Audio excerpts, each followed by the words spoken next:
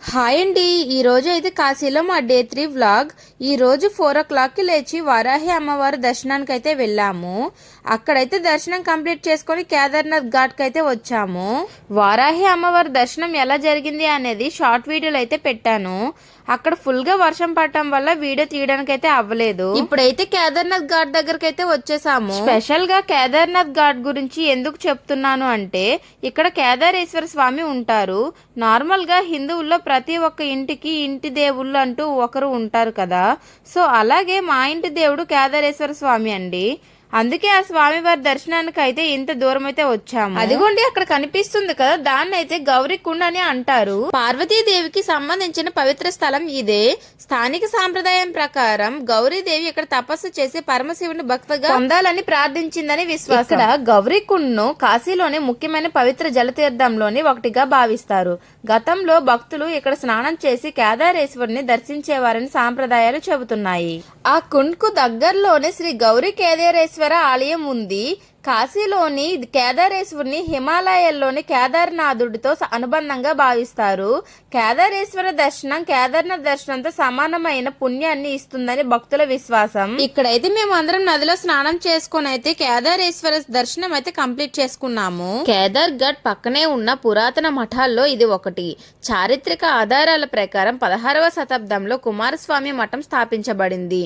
తరువాతి కాలంలో కేదార్ ఘాట్ అభివృద్ధిలో కూడా ఈ మఠానికి పాత్ర ఉంది. గంగానది వైపు దిగే ఈ విశాలమైన మెట్లు కేవలం స్నానఘాటు మాత్రమే కాదు, శతాబ్దాలుగా యాత్రికులు, సాధువులు, పూజారులు ఉపయోగిస్తున్న కాశీ వారసత్వంలో భాగం. కేదారేశ్వర ఆలయం చుట్టూ చిన్న చిన్న ఆలయాలు, శివలింగాలు కూడా ఉన్నాయి. ఇక్కడైతే దర్శనాలన్నీ కంప్లీట్ చేసుకుని అయితే రూమ్ కి అయితే వచ్చేసాము. మేమైతే కొన్ని అవుట్ ఫిట్స్ అయితే తీసుకున్నాం. ఇక్కడైతే వేసుకుని అయితే చూపిస్తున్నాము.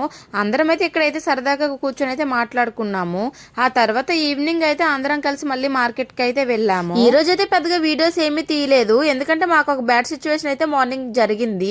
సో ఆ డిసప్పాయింట్ అయితే మేము అందరం ఉండిపోయాము. అదేంటంటే మా మావయ్య గారి ఫోన్ అయితే పోయింది. మేము మార్నింగ్ బ్రేక్ఫాస్ట్ చేస్తున్నప్పుడు మా మావయ్య గారి ఫోన్ అయితే ఎవరో కొట్టేశారు. మేమైతే చాలా వెతికాం కానీ దొరకలేదు. ఫైనల్ గా అయితే పోలీస్ కంప్లైంట్ కూడా ఇచ్చాము. మీరు కూడా ఎప్పుడైనా కాశీ వస్తే మాత్రం చాలా జాగ్రత్తగా ఉండండి. ఇక్కడైతే దొంగ భయం మాత్రం చాలా ఎక్కువగా ఉంది. ఏ వస్తువులైనా చాలా జాగ్రత్తగా పెట్టుకోండి. ఆ రోజు అయితే అలా ఈవినింగ్ అయితే షాపింగ్ అయితే వచ్చాము. అలా షాపింగ్ అయితే చేసుకుని అయితే రూమ్ కి అయితే వెళ్ళిపోతున్నాము. కాశీలో ఇదేనండి మా లాస్ట్ రోజు. అయితే నెక్స్ట్ డే అయితే అయోధ్యకి అయితే బయలుదేరుతున్నాము. మేము కాశీలో అయితే ఎక్కడ స్టే చేసామని చాలా మంది అయితే అడుగుతున్నారు. మేమైతే ఓం శ్రీ కాశీ విశ్వేశ్వర నిత్య అన్నదాన సేవా సమితిలో అయితే రూమ్స్ అయితే ముందుగా బుక్ చేసుకున్నాము. ఇక్కడైతే రూమ్స్ అయితే చాలా హైజీనిక్ గా మెయింటైన్ చేస్తారు. మనం ఇంట్లో ఎలా ఉంటామో అలానే సేమ్ ఉంటుంది. ఫుడ్ అయితే మనం ఫుడ్ ఇంట్లో ఎలా ఉంటుంది అలానే ఉంటుంది. చాలా అంటే చాలా బాగుంటుంది. ఇదిగోండి ఇక్కడ నేను చూపిస్తున్నాను కదా, ఇది డైనింగ్ హాల్. ఇక్కడ రూమ్ తీసుకున్న వాళ్ళకి ఆఫ్టర్నూన్ లంచ్, నైట్ డిన్నర్ అయితే ప్రొవైడ్ చేస్తారు. మేమైతే ఇక్కడ 3 nights అయితే ఉన్నాము. ఫుడ్ అయితే ఇక్కడే చేసాము. చాలా అంటే చాలా బాగుంటుంది. మీకు కూడా ఈ సత్రం గురించి డీటెయిల్స్ కావాలంటే డిస్క్రిప్షన్ లో అయితే నెంబర్ అయితే పెడతాను, కాంటాక్ట్ అవ్వండి. దీన్ని దేవాంగుల సత్రం అని కూడా అంటారు. ఇదైతే దేవాంగులకి స్పెషల్ గా ఉపయోగపడుతుంది. సో నెక్స్ట్ డే అయితే ఎర్లీ మార్నింగ్ 4 o'clockకి లేచి అయితే అయోధ్యకి అయితే స్టార్ట్ అయ్యాము. ఇక్కడ నుంచి అయితే మేము 14-seater టెంపో అయితే బుక్ చేసుకున్నాము. ముందుగా ప్రయాగ్రాజ్ అండ్ త్రివేణి సంగం మరియు అయోధ్య అయితే చూడడానికి వెళ్తున్నాము. అలా అయితే నడుచుకుంటూ వచ్చి టెంపో దగ్గరికి అయితే వచ్చేసాము. అక్కడైతే ఆయన అయితే చాలా సేపటి నుంచి అయితే వెయిట్ చేస్తున్నారు. మేమే లేట్ అయిపోయాము. మేము వెళ్ళేది 11 మంది కానీ 14-seater బుక్ చేసుకున్నాము. ఎందుకంటే లగేజ్ అయితే చాలా ఎక్కువగా ఉంది కాబట్టి అవన్నీ బ్యాక్ సైడ్ అయితే పెట్టేశాము. మేమైతే ఎవరికి నచ్చిన సీట్ లో అయితే వాళ్ళైతే సెటిల్ అయిపోయాము. ఇక్కడ మా ఆయన చూడండి ట్రిప్ ప్లానర్ కదా, డ్రైవర్ కి గైడ్ లైన్స్ ఇవ్వడానికి అయితే ఫ్రంట్ సీట్ లో అయితే సెటిల్ అయిపోయారు. ముందుగా ఎక్కడికి వెళ్ళాలి, ఎలా వెళ్ళాలి అని ప్లానింగ్ అయితే చెప్తున్నారు. ఎర్లీ మార్నింగ్ ట్రావెలింగ్ చేయడానికి చాలా అంటే చాలా బాగుంది. దాంతో పాటు రోడ్స్ కూడా చాలా బాగున్నాయి. ఇలా 3 to 4 hours అయితే జర్నీ పడుతుంది.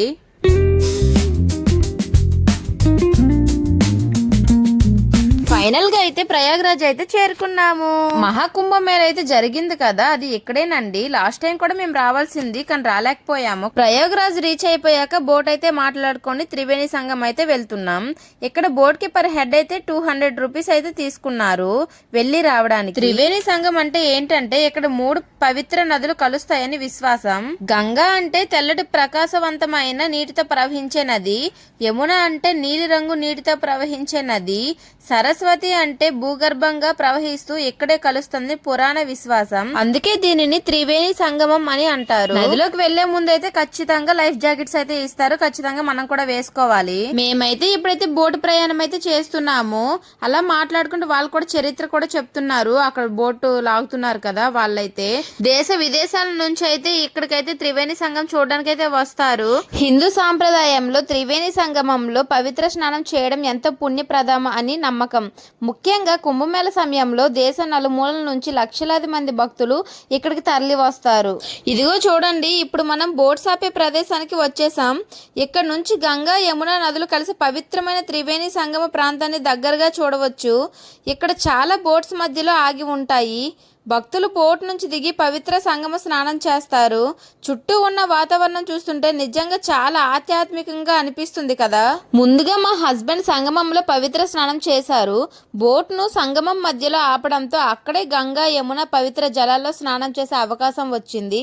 ఈ పవిత్రమైన ప్రదేశంలో స్నానం చేయడం నిజంగా మాకు చాలా ప్రత్యేకమైన అనుభూతిగా అనిపించింది. ఇక్కడ సాధారణంగా సంగమ స్నానం ముందు లేదా స్నానం చేసిన వెంటనే సంకల్పం చేసుకోవచ్చు. కానీ ఆచారం ప్రకారం కుటుంబం పూజారి సూచన ప్రకారం కొద్దిగా మారవచ్చు. మేమైతే ముందుగా సంకల్పం చేసుకొని ఒకరి తర్వాత ఒకరు స్నానాలు అయితే చేసేసి మళ్ళీ రిటర్న్ అయితే బోట్ ఎక్కి వెళ్ళిపోతున్నాం. ఫైనల్ గా అయితే ఒడ్డుకైతే వచ్చేసి తడి బట్టలన్నీ మార్చుకున్నాము. మా హస్బెండ్ అయితే గంగమ్మని దర్శించుకొని ఆశీర్వాదం అయితే తీసుకుంటున్నారు. ఇక్కడైతే చాలా మంది అయితే ఇలా బొట్టులు పెట్టయితే విసిగిస్తూ ఉంటారు. వాళ్ళనైతే అస్సలు నమ్మొద్దు. మా హస్బెండ్ అయితే చాలా సేపటి వరకు అయితే విసిగించారు. ఆయన అయితే ఒక 20 రూపాయలు ఇద్దరు ఉన్నారు కాబట్టి ఇద్దరికైతే ఇచ్చేశారు. అలా ఫైనల్ గా అయితే త్రివేణి సంగమంలో మా పుణ్య స్నానాలు దర్శనాలు పూర్తి చేసుకున్న తర్వాత అక్కడికి దగ్గరలోనే ఉన్న బడే హనుమాన్ మందిరానికి వచ్చాము. ఇక్కడ మనకి సాధారణంగా కనిపించే నిలబడిన హనుమంతుడిని రూపం కాకుండా హనుమంతుడు పడుకుని ఉన్న రూపంలో దర్శనమిస్తారు. ఇక్కడ స్థల పురాణ ప్రకారం లంకా దహనం తర్వాత హనుమంతుడు ఇక్కడ విశ్రాంతి తీసుకున్నారని చెబుతారు. మరో విశ్వాసం ప్రకారం గంగమ్మ వరదలు వచ్చినప్పుడు ఈ ఆలయంలోని హనుమంతుడి విగ్రహాన్ని గంగాజలం తాకుతుందని భక్తులు ఎంతో పవిత్రంగా భావిస్తారు. అందుకే ప్రయాగ్రాజ్కి వచ్చే భక్తులు త్రివేణి సంగమంతో పాటు ఈ హనుమాన్ మందిరాన్ని కూడా తప్పకుండా దర్శించుకుంటారు. ఇక్కడైతే దర్శనం కంప్లీట్ చేసుకున్న తర్వాత అక్కడి నుంచి దగ్గరలో ఉన్న అలోపీదేవి శక్తిపీఠానికి బయలుదేరాము. ప్రయాగ్రాజ్లోని ఈ ఆలయం ఎంతో పవిత్రమైన శక్తి క్షేత్రంగా ప్రసిద్ధి చెందింది. ఇక్కడ అమ్మవారిని అలోపి శంకరాదేవిగా కొలుస్తారు.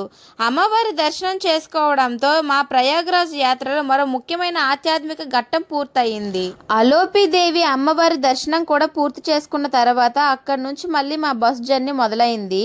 ఇంతవరకు ఆధ్యాత్మికంగా ప్రశాంతంగా సాగిన మా ప్రయాణం ఇప్పుడు అందరం కలిసి బస్సులో పాటలు కబుర్లు నవ్వులతో చాలా ఎంజాయ్ చేసి అయోధ్య వైపు అయితే బయలుదేరాము.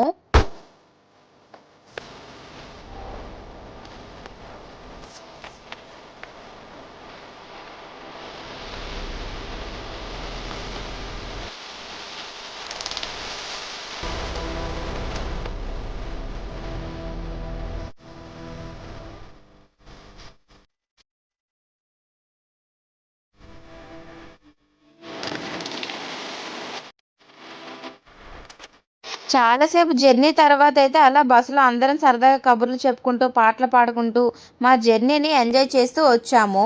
చివరికి ఎంతో కాలంగా ఎదురు చూస్తున్న అయోధ్య నగరానికి అయితే చేరుకున్నాము. ఇక్కడ మీకు కనిపిస్తుంది కదా, ఇది భారతదేశ ప్రముఖ గాయని లతా మంగేష్కర్ గారికి నివాళిగా ఏర్పాటు చేసిన స్మారక చిహ్నం. ఈ చౌక్ను 2022 సెప్టెంబర్ 28న లతా మంగేష్కర్ 93వ జయంతి సందర్భంగా ప్రారంభించారు. అలా అయోధ్యలోని అందాలను చూస్తూ ముందుకు వెళ్తుండగా ముందుగా మేము సర్యూ నది దగ్గరికి చేరుకున్నాము. ఇక్కడ కనిపిస్తుంది కదండి, ఇదేనండి సర్యూ నది. చేరుకున్న తర్వాత అక్కడ మాకు ఒక గైడ్ పరిచయం అయ్యారు. ఆయన్ని మేము గైడ్ గా మాట్లాడుకుని అయోధ్యలోని ముఖ్యమైన ప్రదేశాలు వాటి చరిత్ర విశిష్టత గురించి మాకు వివరంగా చెప్పమని అడిగాము. ఆయన కూడా ప్రతి ప్రదేశం గురించి చాలా చక్కగా ఎక్స్ప్లెయిన్ చేశారు. సర్యూ నది అందాలను అయితే చూసిన తర్వాత అయోధ్యలో ఉన్న శ్రీరామ్ మందిరానికి అయితే చేరుకున్నాము. ముందుగా మేము శ్రీరామ్ మందిరానికి వెళ్లే ముందు ఇక్కడ ఉన్న పాత రామలల్ల మందిరం దగ్గరికి చేరుకున్నాము. ఇక్కడ రామ మందిరం దగ్గర మాకు కనిపించిన ఈ భారీ గంట కూడా ఎంతో ప్రత్యేకమైనది. ఇది సాధారణ గంట కాదు, శ్రీరాముడి ఆలయం కోసం ప్రత్యేకంగా తయారు చేయించిన భారీ గంట. సుమారు 2.5 టన్నుల బరువుతో 6 అడుగుల ఎత్తుతో ఉండే ఈ గంటను ఉత్తరప్రదేశ్లోని జలేసర్లో తయారు చేశారు.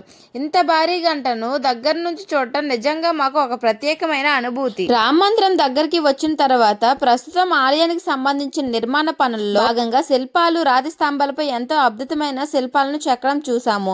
ఒక్కో రాయిని ఎంతో ఓపికగా, నైపుణ్యంతో చెక్కుతూ దేవతామూర్తులు, అప్సరాసులు, పుష్పాలంకరణలు ఇలా ఎన్నో అద్భుతమైన డిజైన్లను రూపొందిస్తున్నారు. ఇక్కడ మనకు కనిపిస్తున్న ప్రతి స్తంభం వెనుక ఒక శిల్ప యొక్క ఎన్నో గంటల కష్టం, భారతీయ శిల్పకళపై ఉన్న అద్భుతమైన నైపుణ్యం కనిపిస్తుంది. ముఖ్యంగా ఈ శిల్పాలు పూర్తయిన తర్వాత రామ మందిరం అందాన్ని మరింత పెంచబోతున్నాయి. నిజంగా ఆ శిల్పాలు రాయికి ప్రాణం పోసినట్టుగానే అనిపించింది. అలా శిల్పాలు, స్తంభాల పనులను చూస్తూ అక్కడి నుంచి నేరుగా శ్రీరామ జన్మభూమి మందిరం దగ్గరికి చేరుకున్నాము. ముందుగా ఆలయాన్ని బయట నుంచి చూసినప్పుడే దాని వైభవం మనసుకు ఆకట్టుకుంటుంది. సాంప్రదాయ నాగర శైలిలో నిర్మించిన ఈ ఆలయం 380 అడుగుల పొడవు, 250 అడుగుల వెడల్పు, 161 అడుగుల ఎత్తుతో ఎంతో అద్భుతంగా నిర్మించబడింది. ఆలయంలో 392 స్తంభాలు, 44 ద్వారాలు ఉన్నాయి. ప్రతి స్తంభం గోడపై ఎంతో అందమైన దేవతామూర్తులు శిల్పాలు చెక్కబడ్డాయి. తూర్పు వైపు ఉన్న సింహద్వారం నుంచి 32 మెట్లు ఎక్కి ప్రధాన ఆలయంలోకి ప్రవేశిస్తాము. ఇక్కడ ఎంట్రన్స్ కి రాగానే ముందు కనిపించే ఈ గోపురాలే ప్రధాన రామ మందిరం గోపురం అయితే కాదు. ఇక్కడైతే మొబైల్స్ లోపలికైతే అలౌ చేయరు కాబట్టి ఇక్కడైతే లాకర్లు అయితే మేము మొబైల్స్ అయితే పెట్టేసి వెళ్తున్నాము. ఇక్కడ మొబైల్స్ అయితే లాకర్ లో పెట్టుకోండి. శ్రీరాములల్ల స్వామివారి దర్శనంకి అయితే వెళ్తున్నాము. మీకు కనుక ఈ వీడియో నచ్చినట్లయితే లైక్ చేయండి, షేర్ చేయండి, సబ్స్క్రైబ్ అయితే చేసుకోండి. రేపటి వీడియోలో పార్ట్ 4 లో అయితే కలుసుకుందాం. అప్పటి వరకు బాయ్ బాయ్. జై శ్రీరామ్.